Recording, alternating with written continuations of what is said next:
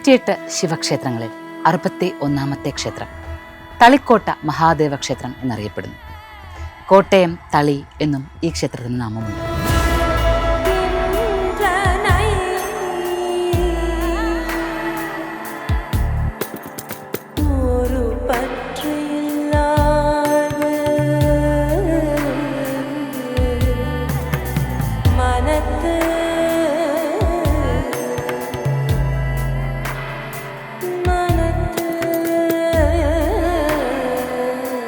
തളിക്കോട്ട മഹാദേവ ക്ഷേത്രം അഥവാ കോട്ടയം തളിക്ഷേത്രം.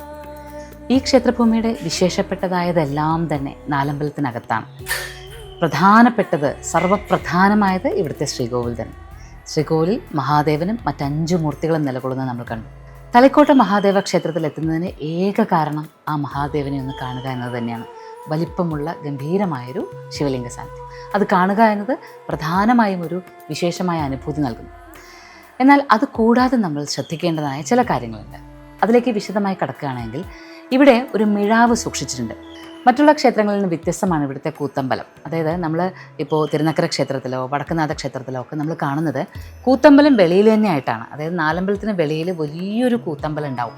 നിറയെ തൂണുകളുമൊക്കെ ആയിട്ടുള്ള വലിയ മണ്ഡപം, ഒരുപാട് പേർക്ക് ഇരുന്ന് കൂത്ത് കാണാനും ആസ്വദിക്കാനും ഒക്കെയുള്ള വലിയ കൂത്തമ്പലം. അത് കേരളത്തിൻ്റെ ഒരു ക്ഷേത്ര നിർമ്മാണ കലയുടെ ഒരു മുഖമുദ്ര തന്നെയാണ് ഈ കൂത്തമ്പലം. എന്നാൽ അപൂർവം ചില ക്ഷേത്രങ്ങൾ, അത് മഹാക്ഷേത്രങ്ങളുടെ ഗണങ്ങളിൽ പെടുന്നുവെങ്കിൽ പോലും കൂത്തമ്പലത്തിന് വേറിട്ടൊരു കൂത്തമ്പലം ഉണ്ടാവില്ല. ക്ഷേത്രത്തിനകത്തേക്ക് പ്രവേശിക്കുന്ന നമസ്കാര മണ്ഡപം തുറക്കുന്നതിന് തൊട്ട് മുന്നായി നാലമ്പലത്തിനും ചുറ്റമ്പലത്തിനും ഇടയിലായിട്ട് ഒരു മണ്ഡപം ഉണ്ടാകും. അതായത് നമ്മൾ പുറത്തു നിന്ന് അകത്തേക്ക് നാലമ്പലത്തിലേക്ക് പ്രവേശിക്കുന്ന ആ വാതിൽ കടന്നാൽ ഉടനെ തന്നെയായിരിക്കും കൂത്തമ്പലത്തിന് വേണ്ടുന്ന തയ്യാറെടുപ്പുകൾ ഉണ്ടാവുക. ഇരുവശത്തുമായിട്ട്, ഒരു വശത്ത് കൂത്തുമണ്ഡപവും മറുവശത്ത് കാണികൾക്ക് ഇരിക്കാനുള്ള സൗകര്യവും ഉണ്ടാകും. അങ്ങനെയാണ് പണ്ട് കാലം മുതലേ ഇവിടെ തളി മഹാദേവ ക്ഷേത്രത്തിൽ, പ്രത്യേകിച്ച് എടുത്ത് പറയട്ടെ, കോട്ടയം തളി മഹാദേവ ക്ഷേത്രത്തിൽ കൂത്ത് അവതരിപ്പിച്ചിരുന്നത്. വലിയ പ്രാധാന്യത്തോടു കൂടിയിട്ടാണ് കൂത്ത് അവതരിപ്പിച്ചിരുന്നത്.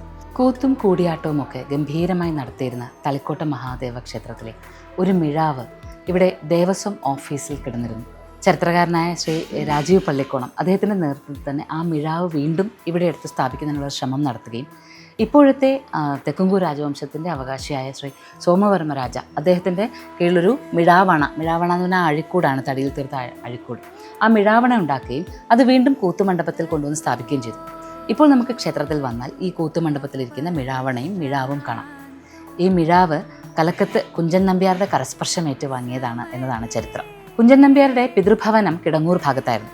ഈ കിടങ്ങൂർ ഭാഗത്ത് പാർത്തിരുന്ന കാലത്ത് അദ്ദേഹം തിരുനക്കരയിലും അതുപോലെ തന്നെ ഈ തളിക്ഷേത്രത്തിലുമൊക്കെ ഇവിടുത്തെ രാജാവിൻ്റെ, തെക്കുംകൂർ രാജാവിൻ്റെ ക്ഷണം സ്വീകരിച്ചു വരികയും ഇവിടുത്തെ കൂത്തിന് പങ്കെടുക്കുകയും മിഴാവ് വായിക്കുകയും ഒക്കെ ചെയ്തിരുന്നതായിട്ടാണ് ചരിത്രം.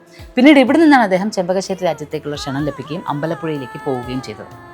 അപ്പോൾ നമുക്ക് കുഞ്ചൻ നമ്പ്യാരുടെ കരസ്പർശം പതിഞ്ഞ ആ മിഴാവ് ഇവിടെ സൂക്ഷിക്കപ്പെടുന്നു എന്നുള്ള ചരിത്രം കൂടി ഇവിടെ തളിക്കോട്ട മഹാദേവ ക്ഷേത്രത്തിന് സ്വന്തമായി ഉണ്ട് എന്ന് മനസ്സിലാക്കാം.